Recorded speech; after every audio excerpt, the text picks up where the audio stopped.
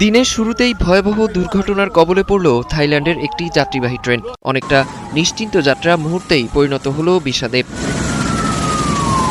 দুর্ঘটনাটি ঘটে থাইল্যান্ডের উত্তর পূর্বাঞ্চলীয় প্রদেশ নাখন রাচাসিমার সিকিও জেলায়। দেশটির পুলিশ ও রেলওয়ে কর্তৃপক্ষ জানায় প্রায় ২০০ যাত্রী নিয়ে ট্রেনটি থাইল্যান্ডের উবন রাচাথানি প্রদেশের দিকে যাচ্ছিল।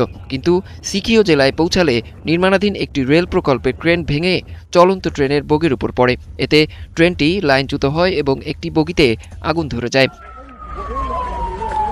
খবর পেয়ে দ্রুত উদ্ধার অভিযান শুরু করে ফায়ার সার্ভিস। অল্প সময়ের মধ্যে আগুন নিয়ন্ত্রণে আনে তারা। পাশাপাশি ধ্বংসস্তূপের ভেতরে আটকে পড়া যাত্রীদের বের করতে কাজ শুরু করেন। এ সময় বেশ কয়েকজনের মরদেহ দমকল কর্মীরা। আহতদের উদ্ধার করে পাঠানো হয় স্থানীয় হাসপাতালে।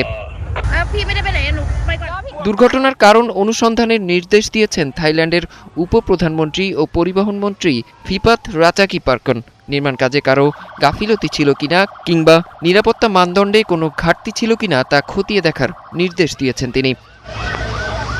অরিসুল ইসলাম, ৭১।